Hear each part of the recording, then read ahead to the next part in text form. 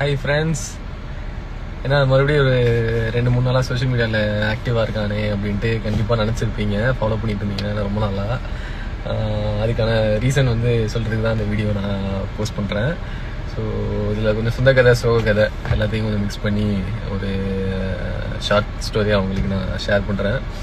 ஆக்சுவலாக என்னாச்சுன்னா last 6 months பார்த்தோம் அப்படின்னா பர்சனலாக இப்போ எனக்கு ரீசெண்டாக அப்போ தான் கல்யாணம் இருந்துச்சு. அண்ட் ஒரு 10 years ப்ளஸ் லவ். ஸோ அதை வந்து 2 வீட்லேயும் ஒத்துக்கிட்டு அரேஞ்ச் மேரேஜாகவே லவ் கம் அரேஞ்சாக கல்யாணம் நடந்துருச்சு. ஸோ அண்ட் அது போக சைமல்டேனியஸாக இப்போ நமக்கு பிஸ்னஸில் நடந்த எக்கச்சக்க சேலஞ்சஸ் வந்து கொஞ்சம் இன்டர்னலாக டீம் கொஞ்சம் கொலாப்ஸ் ஆனது. அண்ட் ப்ராஜெக்ட்ஸ் வந்து ப்ராப்பரான டெலிவரி டைமில் நம்மளால் அதனால் கொடுக்காம போனது.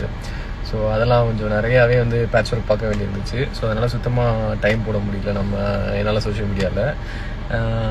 அண்ட் இன்னொரு மெயின் ரீசன் என்னன்னா, லாஸ்ட் ஒரு 1 year-ஆகவே எனக்கு கன்சிஸ்டண்ட்டாக அல்சர் இருந்துகிட்டே இருந்துச்சு. ஸோ அது பார்த்தோம் அப்படின்னா நாக்கில், த்ரோட்டில் அப்படிலாம் வந்து கண்டினியூஸாக வந்து புண்ணு வந்துகிட்டே இருந்துச்சு.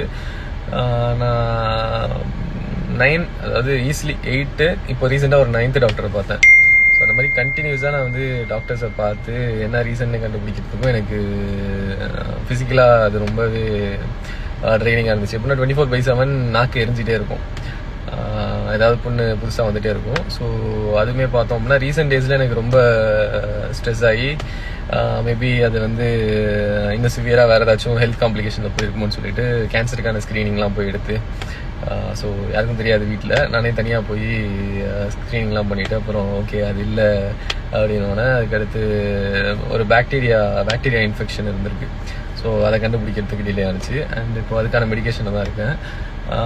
அண்ட் சைமல்டேனியஸாக அப்படின்னா நம்ம சோஷியல் மீடியாவில் மட்டும் கான்சன்ட்ரேட் பண்ணாமல் பிஸ்னஸ் டெவலப்ஸுக்கு வேறு என்னென்ன பண்ணலாம் அப்படிங்கிற மாதிரி போய் சாஃப்ட்வேர் லைனில் ஃபுல்லாக என்னோட டைம் போட்டிருந்தேன். ஸோ சாஃப்ட்வேரில் நமக்கு என்னென்ன கற்றுக்கலாம், லேட்டஸ்ட்டு ஏஐ வந்து எந்த அளவுக்கு ஹெல்ப்ஃபுல்லாக இருக்குங்கிறதெல்லாம் வந்து ஒரு நேர்டு மாதிரி உள்ளே போய் நைட்டு தூக்கம் வராது, 2-3 மணி வரைக்கும் இது ஏன் ஒர்க் ஆகலை, இது என்ன ப்ராப்ளம்னு கண்டுபிடிச்சி இப்போ நமக்கான ஓன் பிளாட்ஃபார்ம் டாக்டர் புக்ஸ், அது ஆக்சுவலாக இன்டர்னலாக நம்ம இன்னவுஸில் பில்ட் பண்ணது. அது நான் தான் வந்து ஸ்க்ராட்ச்லேருந்து பில்ட் பண்ணேன். இப்போது டிப்ளாய் பண்ணியாச்சு, நல்லா போயிட்டுருக்கு. அதே மாதிரி ப்ராடக்டாக பண்ண ஆரம்பித்தோம், கிளைண்ட்ஸுக்கு நிறையா ப்ராடக்ட்ஸ் கொடுத்துருக்கோம் இனிமே. ஸோ எனக்கு என்னோட ஆசை எப்படின்னா, கண்டிப்பாக சோஷியல் மீடியாவில் என்ன முன்னாலே ஃபாலோ பண்ணுறீங்கன்னா தெரியும், மியூசிக்கில் ஆரம்பித்து ஸ்போர்ட்ஸ்லேருந்து அப்புறம் இப்போ பிஸ்னஸ் டெவலப்ஸுக்கு வந்து ஸோ என்னால் ஃபன் கான்டென்ட் பண்ணிவிட்டு ஸோ இதோட அப்டேட்டடாக இல்லாமல் இருக்க முடியல.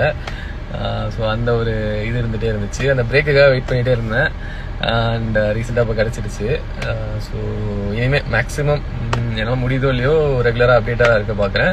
அண்ட் முக்கியமாக நான் கற்றுக்கிட்டது என்னென்னா, இப்போ எனக்கு மண்டேலெலாம் பார்த்தீங்கன்னா ஃபுல்லாக போட்டுருச்சு. ஸோ இதுக்கு மெயின் ரீசன் வந்து ஸ்ட்ரெஸ்ஸு, ஜெனட்டிக்ஸு அது இதுன்னு நினச்சேன். பட் நான் இந்த ஹெல்த் இஷ்யூ வந்ததுலேருந்து டாக்டர்கிட்ட கேட்டேன் நிறையா டெஸ்ட் எடுக்கணுமான்ட்டு. இல்லை டெஸ்ட்லாம் வேணான்ட்டாரு. இருந்தாலும் நான் கேட்கல. நான் நேராக போயிட்டு விட்டமின் B6, B9, B12 அப்புறம் ஜிங்க்கு, அப்புறம் கிட்னி, லிவர் எல்லாமே நல்லா இருக்கான்னு மொத்தமாக எல்லா டெஸ்ட்டையுமே எடுத்துட்டு இப்போது மெயின் ரீசனும் கண்டுபிடிச்சிட்டேன். So B6, B9, B12 vitamins கம்மியாக இருக்குது. அண்ட் ஜிங்க்கு கொஞ்சம் அதிகமாக இருக்குது. ஸோ இது எல்லாத்தையுமே பார்த்துட்டு இதுக்கேற்ற மாதிரி இப்போது எனக்கு மெடிசன்ஸ் எடுத்துக்க விருப்பம் இல்லை. ஸோ அதனால் ஃபுட்டு ஹேபிட்ஸாக இருக்கட்டும், லைஃப் ஸ்டைலாக இருக்கட்டும், எல்லாத்தையுமே இப்போ டோட்டலாக மாற்றிட்டு கொஞ்சம் இப்போதைக்கு மட்டும் சப்ளிமெண்ட்ஸ் எடுத்துகிட்டு இருக்கேன். B6, B9, B12க்கு ஓரளவுக்கு முன்னாடி ரொம்ப கொட்டிட்டு இருந்துச்சு முடி, இப்போது கொஞ்சம் கண்ட்ரோல்டாக இருக்குது. ஸோ அதுவும் ஏதாச்சும் ரிசல்ட் கிடச்சிச்சுன்னா அதையும் நான் கண்டிப்பாக ஷேர் பண்ணுறேன். அண்ட் வீட்டில் எனக்கு லாஸ்ட் ஒரு 10 years-ஆக இருக்குது. ஸோ அதுவுமே எனக்கு இப்போது மறைஞ்சிட்டு வருது. ஸோ மேபி அந்த விட்டமின் B12 இல்லை அந்த பாக்டீரியல் இன்ஃபெக்ஷன் இருந்ததுனால சில விட்டமின்ஸ் அப்சர்வ் பண்ண முடியாமல் இருந்திருக்கு. ஸோ இந்த மாதிரி உங்களுக்கு ஏதாவது லாங் ஸ்டாண்டிங்காக இஷ்யூஸ் இருந்தாலும் போய் டாக்டரை பார்த்துட்டு டெஸ்ட் ஏதாவது எடுக்கணுமான்னு கேட்டு ரூட் காஸை கண்டுபிடிக்க பாருங்கள். ஸோ எனக்கு இன்னும் ஃபுல்லாக அது க்யூர் ஆகலை.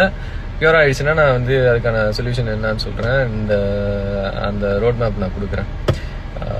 ஸோ இது ஒன்றும் இல்லை, நின்றுட்டுருக்க காரு வீட்டு வெளியில் தான் இப்போது வெளில போயிட்டு வந்தேன். ஸோ அப்படியே ரெக்கார்ட் பண்ணி போட்டுட்டேன்.